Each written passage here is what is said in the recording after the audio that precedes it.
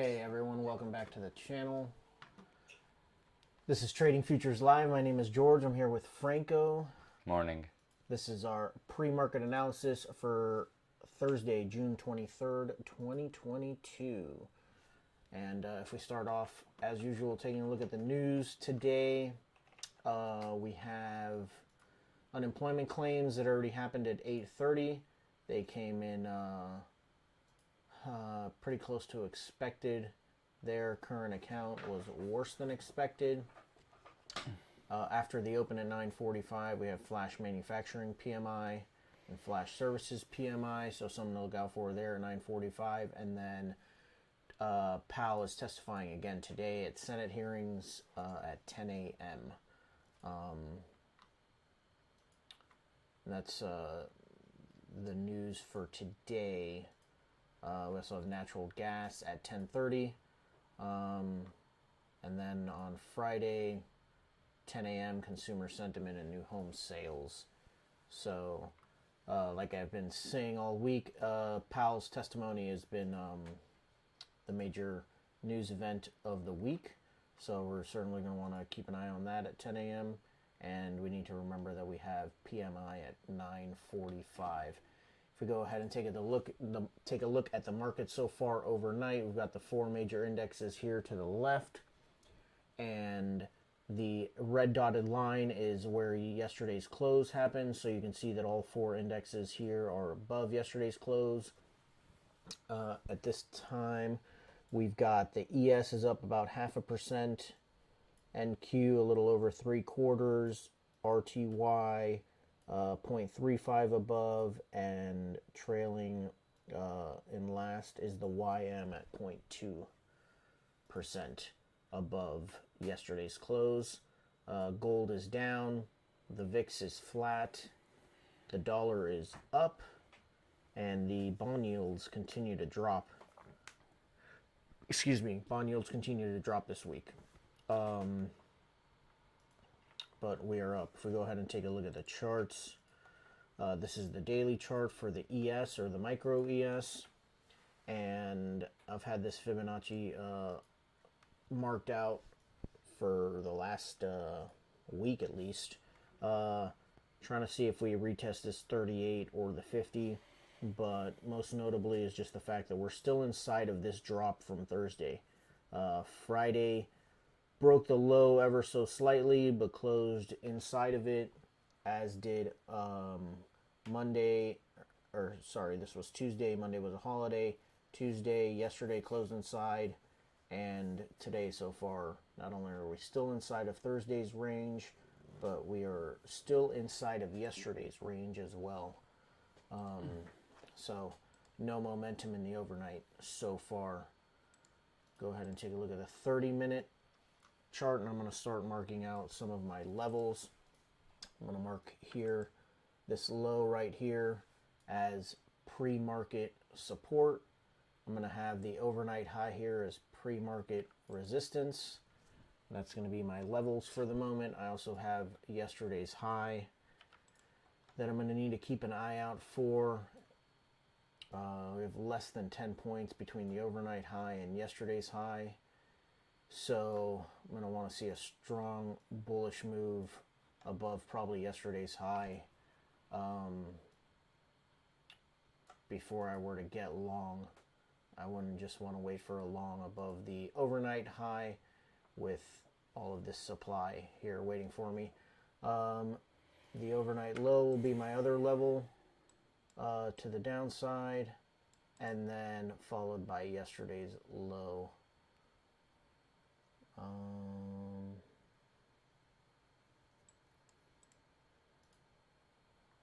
Really just this whole range down here. I'm going to go ahead and really mark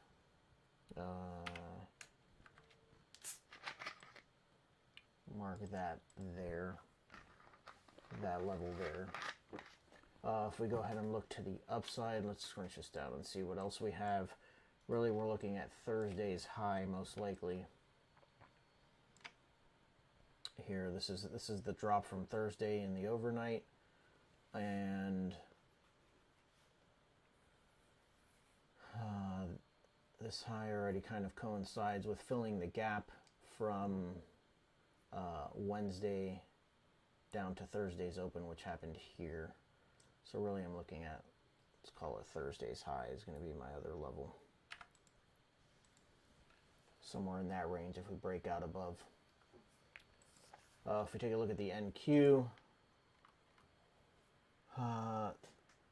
the NQ is still inside of Thursday's range. Did not break yesterday. Got pretty close to testing it, but we are sideways inside of sideways basically. We're inside of Thursday's and we're still inside of yesterday's on the NQ as well. So in a tight range, although remember that the NQ right now is leading to the upside at 0.86% positive right now. I'm going to go ahead and mark out some levels here on the 30-minute as well. This low right there is going to be my pre-market support.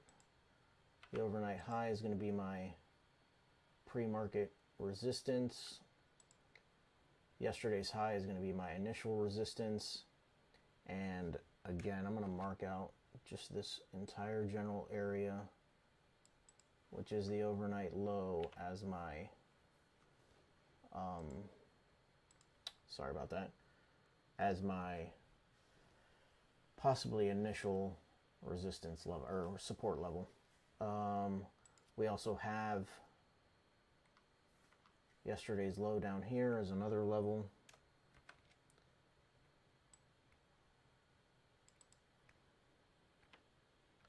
I keep hitting escape, which is not escape, and it sends me to G1. And that's what I have so far. What are you taking a look at, Franco? For me, like always, I want to share my screen. For me, is a matter with currencies and the bonds, combination of those three assets, like the yen, the dollar, and the bonds, government bonds. So we have this is the daily chart for the DXY, the dollar index, right? And we're trapped in between these two areas. If we go down to the 30-minute, we can see this. This is the London. This is the London session open around 3. This is the London session open, right? And then it came to the supply and it started to come down. Now, if we correlate that with the ES, for instance, we can see how on the London open, when the market opened, the ES went down, right? 3 a.m. dollar was going up, was going up, market was going down. Now dollar changed direction because it got to the supply, right? And market is continuing to going up. So it's a matter of me watching the dollar and assess the correlation between the two markets, right? I do have this area of interest in the dollar. I'm not very bullish today because I do have the yen. Here's the chart of the yen index. This is an index that I created myself. If you go to the daily, you can see how it had some supply here and it's now being violated. The next area is around here. Let's mark this up.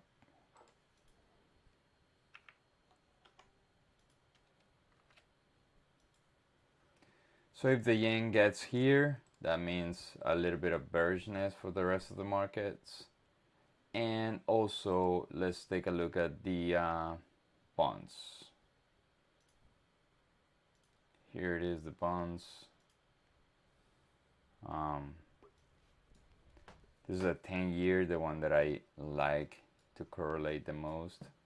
It's been going but up, right? So every time this thing goes up, yields go down. But with a combination, what this represents is a safe haven at risk of asset. Like when money is going to bonds or yen or the dollar, that means investors are seeking for a safe haven, right? So that's a little bit of a risk of sentiment for today, right? Because all of them are going up. The dollar, the dollar got to supply, so it is yet to see what the dollar is going to do. But I lean to the long side of the dollar. So if I lean to the long side of the dollar, um, I'm thinking a little bit of bearishness today in the market. So obviously, the dollar can continue to drop from here, violate this demand, and the market will continue to go up. So what I need is patiently wait for my setup. This is just an enhancer. This does not dictate my trading. What dictates my trading is areas of interest, demand or supply, right, that I mark off, and the internals aligned, right? So I do this to have a general sense of what the market can do, right? But at the end, I do lean heavily on the internals and the price action. I don't know. That's all for me, George. All right. I'm just gonna real quick. So again, we are still inside of yesterday's range, and we're still inside of last Thursday's range. And so, obviously, if we take a look at our weekly chart, we are certainly bearish on our much higher time frame, making lower lows. Intermediate time frame, I am neutral. We've been sideways for basically the last 5 or 6 days of trading. We had a drop early last week, and then we've been mostly sideways since this was like Wednesday or Thursday of last week, right? And so I'm neutral on my intermediate time frame, and then even on my lower time frame, we're still inside of yesterday's range. So I'm neutral there as well. If we take a look at a couple of my if-then statements, as usual, if we break out above and get a retest with confirmation by the internals, I'm going to try and be long, but if we start to show weakness, confirmed by the internals, I'll be short.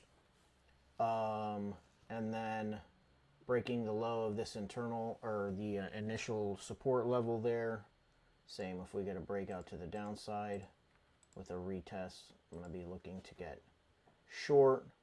But if we start to show some strength as a potential false breakout, I'm going to be long. And so those are my 4 if-then statements for the moment. Thank you guys for joining us. We'll be live in a few minutes. 10 minutes. We'll see you in a few minutes. See